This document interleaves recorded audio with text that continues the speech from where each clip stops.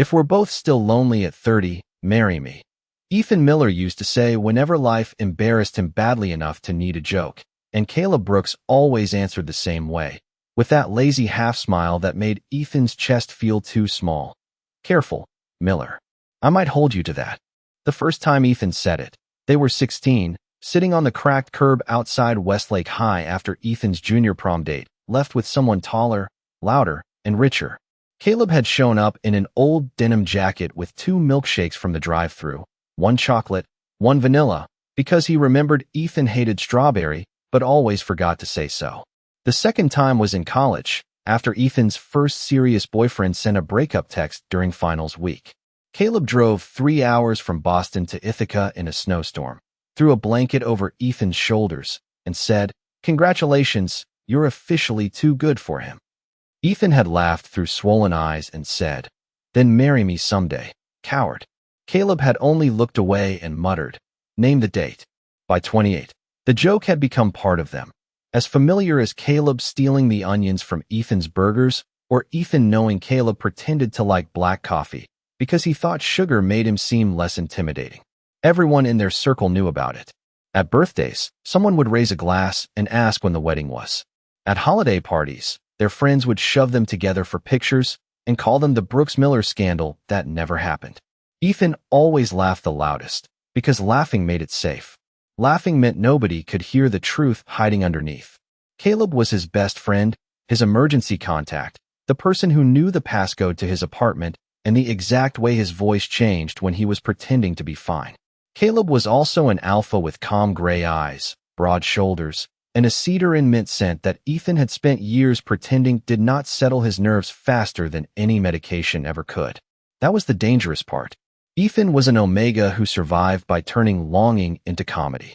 He joked because wanting Caleb seriously felt like standing too close to the edge of a building and calling it sightseeing. Caleb dated other people sometimes, polished alphas and bright, charming betas who looked perfect beside him at fundraisers and rooftop dinners.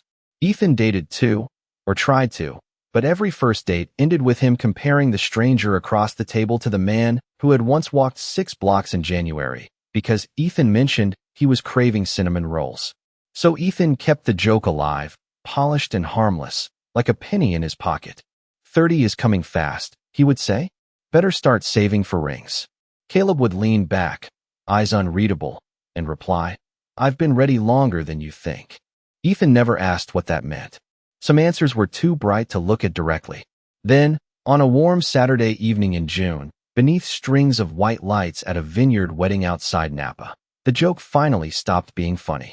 The vineyard looked like something borrowed from a dream Ethan did not trust himself to want. Rows of grapevines rolled over the hills in soft green waves, the late sunlight turning every leaf gold at the edges, while the reception lawn glowed under strings of white bulbs and paper lanterns that swayed in the California breeze. Everyone seemed beautiful in that effortless summer way, laughing with champagne flutes in hand, jackets loosened, dresses fluttering, expensive shoes sinking slightly into the grass. Ethan stood beside Caleb near the edge of the dance floor, holding a glass of sparkling cider he had barely touched, trying not to notice how natural Caleb looked in a charcoal suit with his tie loosened at the throat. It was unfair, really. Some people spent hours trying to look composed. Caleb simply existed, quiet and steady, and the room adjusted around him. "You are staring," Caleb said without looking at him. Ethan nearly dropped his glass. "I am observing. There is a difference." Caleb turned, one eyebrow raised. "Observing my tie? Observing your tragic commitment to looking like the mysterious second lead in a romance movie." Caleb smiled, small and private, the kind of smile that felt like a hand resting gently over Ethan's pulse. "As long as I get better dialogue than the first." Before Ethan could answer, their friend Maddie swept toward them in a cloud of white lace and bridal happiness, her cheeks flushed from dancing.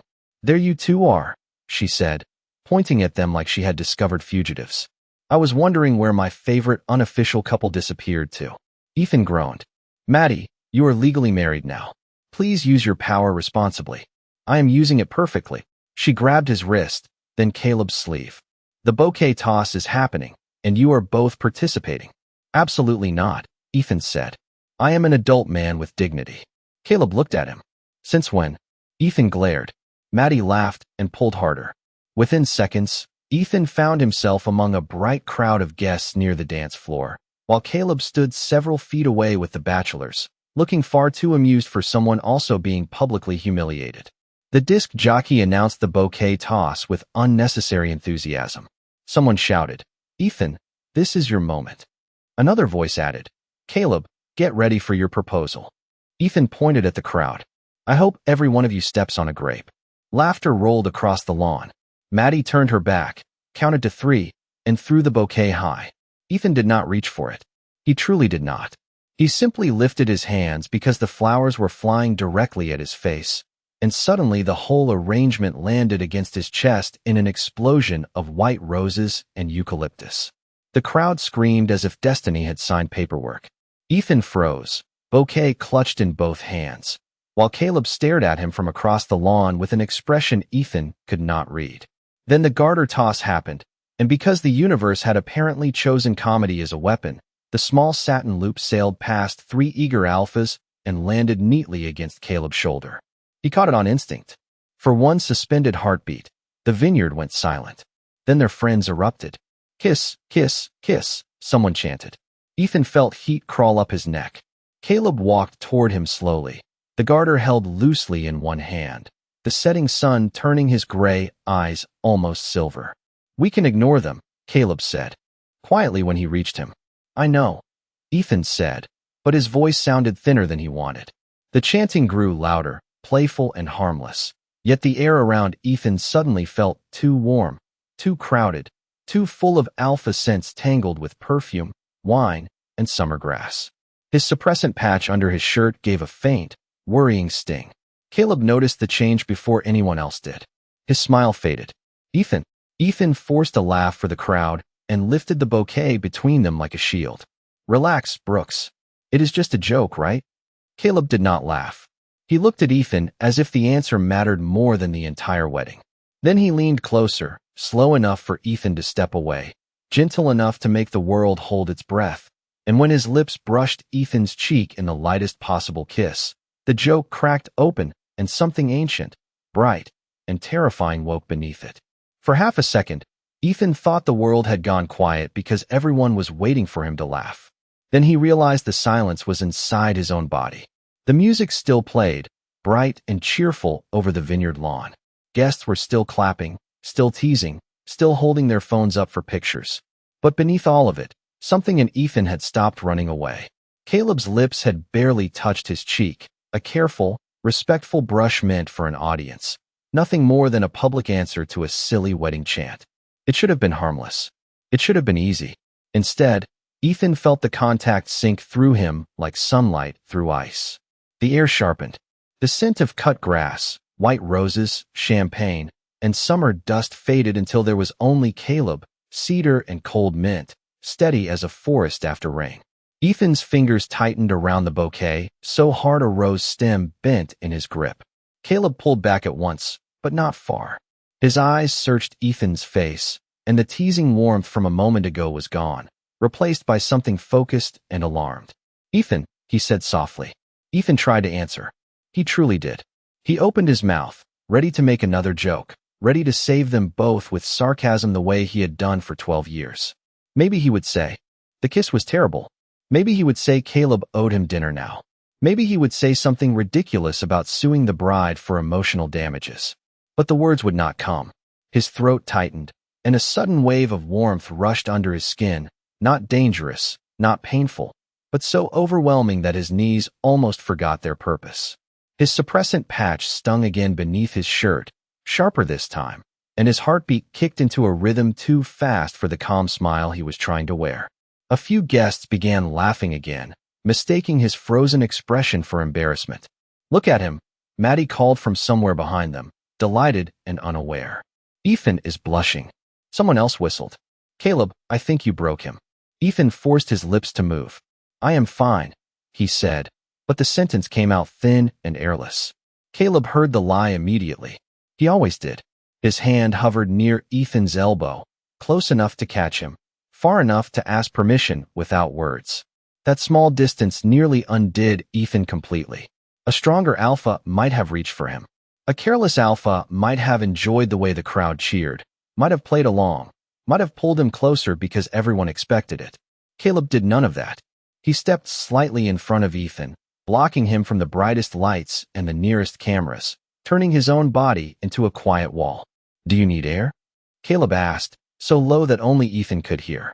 Ethan nodded once, terrified that if he spoke, his voice would reveal too much. The bouquet slipped from his hands, but Caleb caught it before it hit the grass.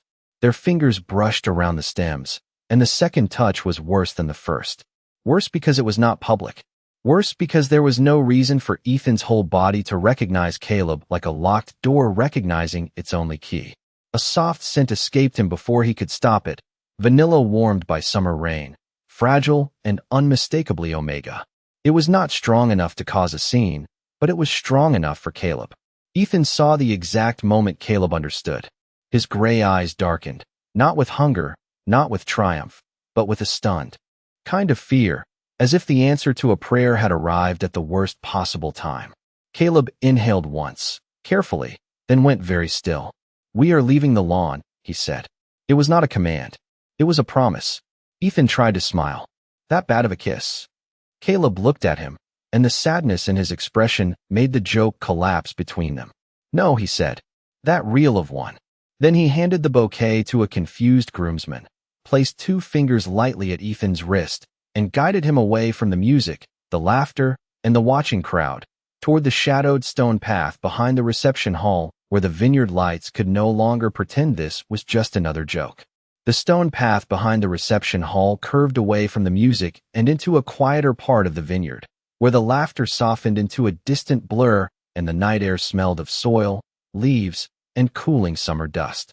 Ethan followed Caleb for exactly 12 steps before panic finally caught up with him. It did not arrive like a scream. It arrived like a door closing. One moment he was trying to breathe through the warmth under his skin, trying to focus on Caleb's careful fingers resting against his wrist, and the next he saw the shape of what had just happened from the outside. The bouquet, the garter, the kiss, the sudden scent in the air, Caleb's eyes changing as if he had recognized something Ethan had spent half his life hiding. His heart dropped, so hard it felt physical. "I need a second," Ethan said. Caleb stopped immediately. Of course. That made it worse. The gentleness. The space. The way Caleb looked worried instead of embarrassed, steady instead of trapped. Ethan could have survived rejection. He had imagined it enough times to know the route through it. A forced laugh. A fake apology. A month of pretending they were normal until normal became possible again. But Caleb being kind while everything inside Ethan reached for him felt unbearable. "Bathroom," Ethan added, though he was already stepping back. "I just need to fix my patch." Caleb's gaze flicked to the collar of Ethan's shirt, then back to his face. "I can wait out here. Please do not." The words came too fast, too sharp, and Caleb went still. Ethan saw the hurt flash across his expression before Caleb buried it. That tiny wound, caused by Ethan's own fear, nearly broke him. "I am sorry," Ethan whispered. "I just cannot think when you are that close." Caleb swallowed, and for one dangerous second, neither of them moved. Then Caleb nodded once. "I will stay by the path. Far enough. Close enough if you call." Ethan turned before he could say something honest. The reception hall had a small side entrance reserved for staff and wedding party members, and Ethan slipped through it into a hallway lit by warm sconces and exit signs. The sudden quiet pressed against his ears. Somewhere beyond the walls, glasses clinked and shoes tapped against the dance floor, but here everything felt hidden, as if the building itself was holding its breath. He found an empty dressing room with garment bags hanging along one wall and a full-length mirror framed by soft bulbs. The moment the door clicked shut, Ethan's brave face fell apart. He leaned against the vanity, breathing hard, his reflection staring back at him with flushed cheeks, bright eyes, and a black tie sitting crooked against his throat. He looked like someone who had walked into his own secret and found it alive. With shaking hands, he pulled at his collar and checked the suppressant patch near his shoulder. The edge had lifted. Not completely, but enough. Enough for his Omega scent to slip free at the worst possible moment. Enough for Caleb to know. Ethan pressed it down again, holding it with 2 fingers, counting slowly the way his doctor had taught him. 1, 2, 3, 4. The warmth did not vanish. It steadied, but it remained, a low golden hum beneath his skin. Not a crisis. Not danger. Just recognition. That was the part that scared him most. His body was not confused. His body was calm in a way his mind was not. It knew Caleb. It trusted Caleb. It had always trusted Caleb. Ethan closed his eyes, and memories rose without mercy. Caleb handing him half a cinnamon roll in the snow. Caleb sleeping on his couch after Ethan's first apartment flooded. Caleb remembering every birthday, every bad day, every word Ethan had ever thrown away as a joke, because keeping it would have hurt too much. This is not fair, Ethan whispered to the empty room. You were supposed to be my safe place. A soft knock sounded at the door. Ethan froze. Caleb's voice came through the wood, low and careful. I am not coming in. I just need to know you are breathing. Ethan laughed once, weak and broken. Barely. Silence. Then Caleb said, that still counts. I will take barely. Ethan stared at the closed door as if Caleb's voice had turned it into something alive. A simple piece of wood stood between them, yet the space felt thinner than glass. On one side was the room with garment bags, soft bulbs, and Ethan's trembling hands pressed against a failing suppressant patch. On the other side was Caleb, the person Ethan had trusted more than anyone, the person his instincts were now reaching for with terrifying certainty. You should go back, Ethan said, but even he heard how little conviction lived inside the words. Maddie will wonder where we went. Caleb did not answer right away. When he did, his voice was calm enough to steady the lights. Maddie is dancing with her husband. She is not thinking about us. Everyone else is. Let them. Ethan closed his eyes. That was Caleb. 2 words, quiet as a hand placed over a storm. Let them. As if the entire world could talk, stare, misunderstand, and Caleb would still stand exactly where Ethan needed him. I am serious, Ethan whispered. This is messy. My patch is acting up, and that kiss did something strange, and I do not want you stuck here because our friends made a joke and my body decided to be dramatic. A soft breath came from the other side of the door, almost a laugh, almost pain. Your body is not being dramatic. Ethan's fingers curled against the vanity. You do not know that. I know you. The sentence hit harder than it should have. Ethan turned toward the mirror and saw his own face change, all the practiced humor falling away until only fear remained. That is exactly the problem. Silence settled again, but this time it was not empty. It was full of everything they had never said. Then Caleb spoke, lower than before. Ethan, I am going to ask you one thing. You can say no, and nothing changes between us. Do you want me to stay outside, or do you want me to come in and sit by the door? Ethan almost laughed at the carefulness of it, because only Caleb would make standing 3 feet closer sound like a legal agreement. But the choice cracked something open in him. Not a demand, not assumption, not alpha certainty pressing into omega panic. A question, a real one. Ethan looked at the lifted edge of the patch, then at the old fear in his own eyes, and finally at the door. You can come in, he said, but please do not look at me like you are sorry for me. The door opened slowly. Caleb stepped inside and stopped immediately, leaving half the room between them. He looked impossibly composed in his charcoal suit, but his hands were not calm. One was curled around the doorknob too tightly, and the other held Ethan's forgotten suit jacket, folded over his arm like an offering. His scent entered first, cedar and cold mint, not overwhelming, not pushed outward, simply present. Ethan's shoulders dropped before he could stop them. Caleb noticed, because of course he did, and his expression softened in a way that made Ethan want to hide. I am not sorry for you, Caleb said. I am worried about you. Same difference. No, it is not. Caleb lowered himself onto the floor beside the door, back against the wall, giving Ethan the whole room and every exit. The sight of it nearly undid him. A powerful alpha in an expensive suit, sitting on a dressing room floor because Ethan had not said he could come closer. What are you doing? Ethan asked. Staying. That is not an answer. Caleb looked up at him. His gray eyes were steady, but there was something raw behind them now, something he had been holding back for years. It is the only answer I have ever been good at. For a long moment, Ethan could only stare at Caleb sitting on the dressing room floor, because the image did not match any version of this disaster he had prepared for.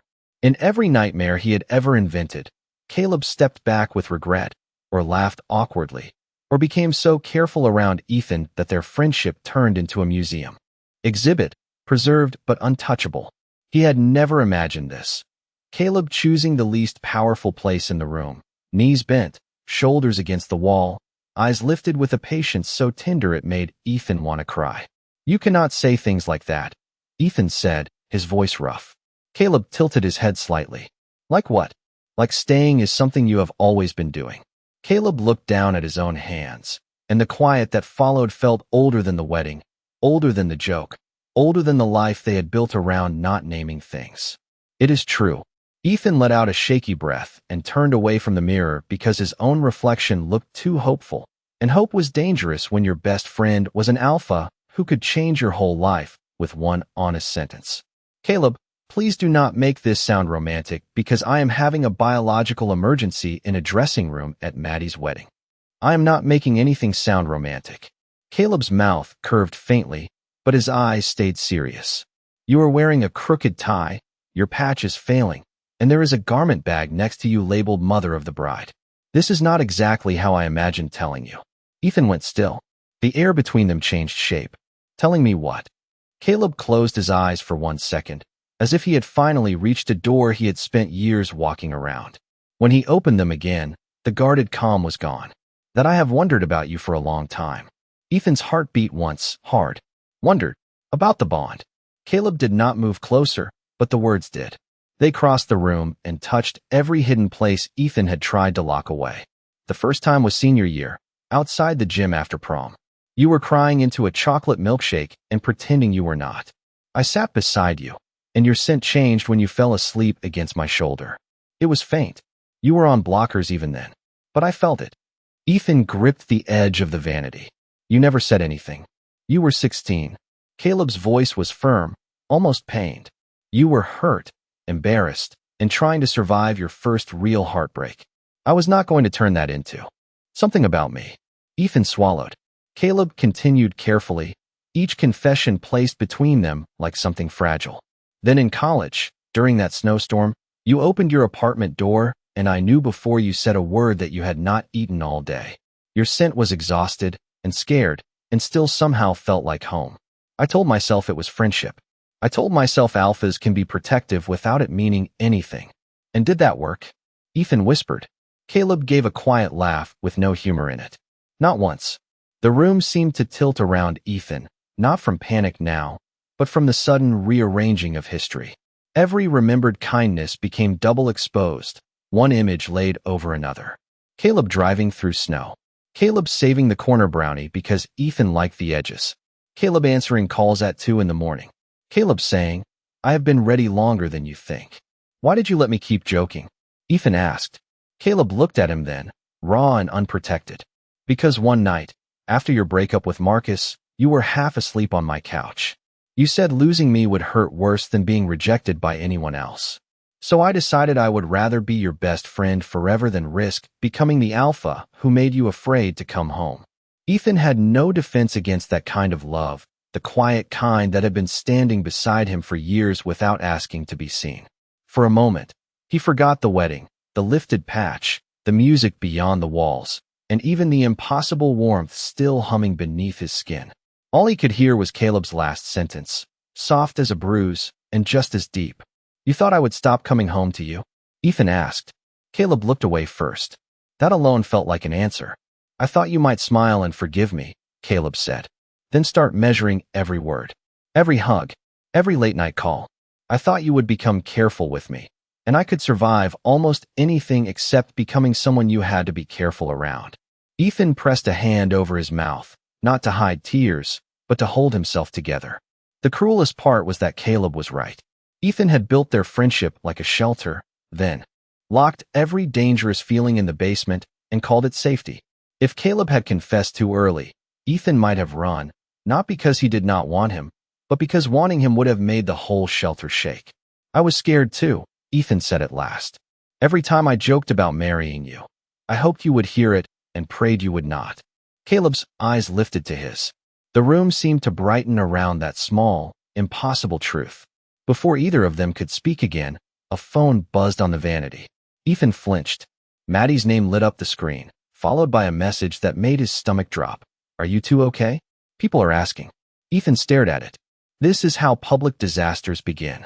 Caleb slowly stood, still keeping distance. Then we control the story. What story? That I had a scent incident after a joke kiss at my friend's wedding. No. Caleb picked up Ethan's jacket and held it out. The story is that we have been seeing each other quietly, and the attention overwhelmed you. It is simple. It protects your privacy. It explains why I left with you. It gives everyone something romantic to gossip about instead of something personal. Ethan blinked. You want us to fake date? Only for the weekend. Only if you agree. Maddie booked this vineyard resort for everyone until Monday brunch. If we deny everything now, they will keep asking questions. If we give them a neat answer, they will move on to cake and champagne. Ethan should have said no. It was obviously dangerous.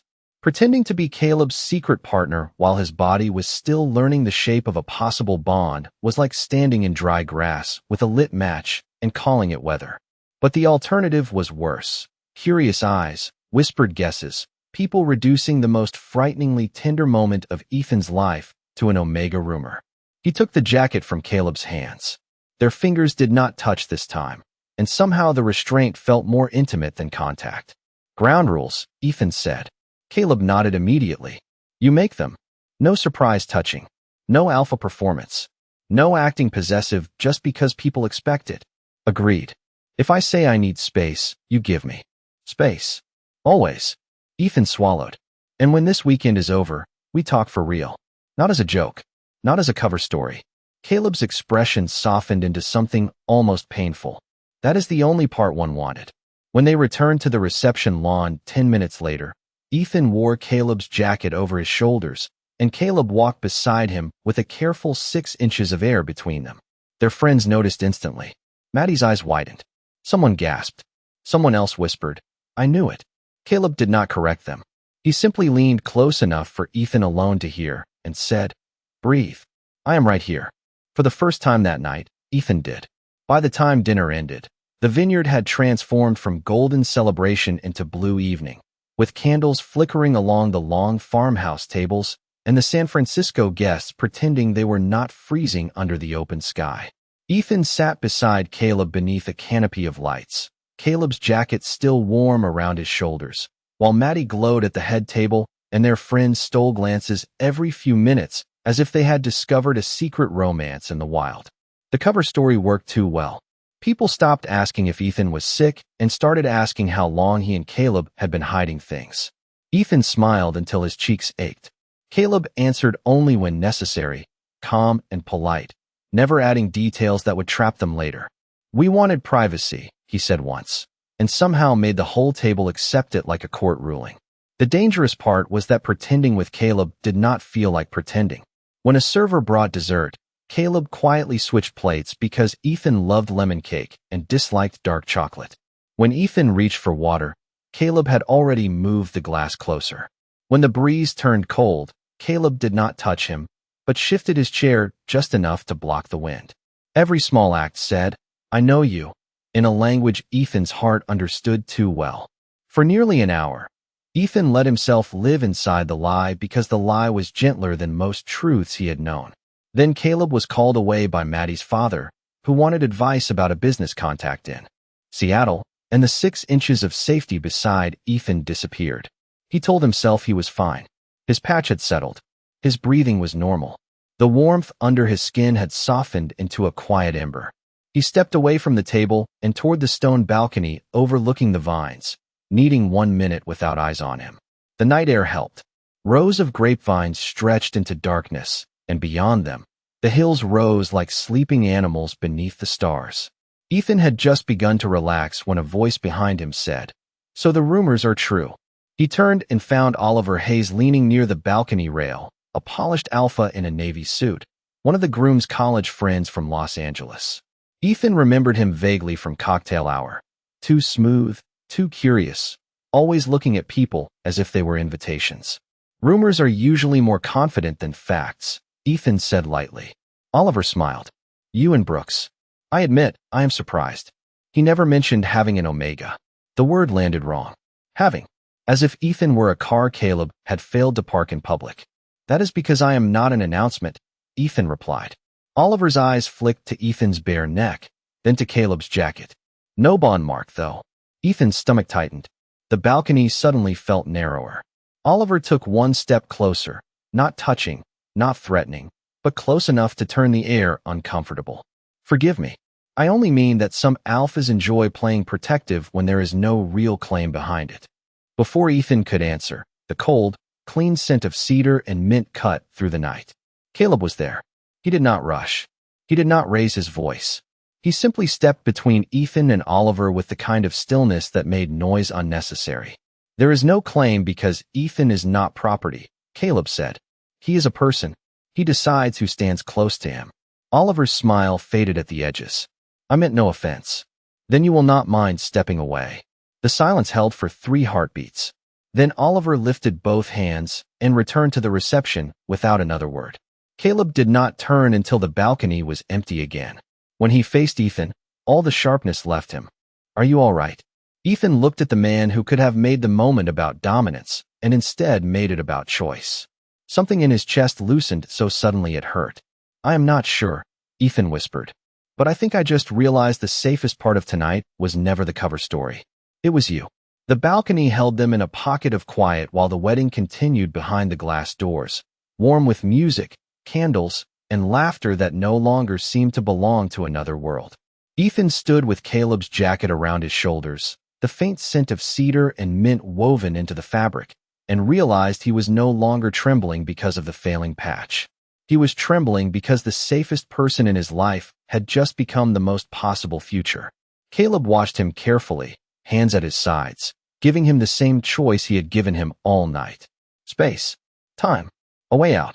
That was what finally made Ethan brave enough to step in. Not all the way. Just one step. Caleb noticed, of course. His breath caught so softly that no one else would have heard it, but Ethan did. I need to say something before I turn it into a joke, Ethan whispered. Caleb nodded. Then say it. Ethan looked past him for a moment, out over the dark rows of vines and the lights strung between the oak trees. I spent years telling myself you were my best friend because that was the safest name for what I felt. Best friend meant I could call you at midnight. Best friend meant I could miss you without sounding desperate. Best friend meant I could love you in a way that did not ask you to love me back. Caleb's face changed, not dramatically, but enough. A crack in the calm. A flash of aching hope. Ethan. No, let me finish. Ethan pressed a hand to his chest, where his heart was beating too fast and too sure. Tonight scared me because my body recognized you before I was ready to admit that my heart already had. The kiss did not create anything. The scent did not invent anything. It only opened a door I have been standing in front of for years.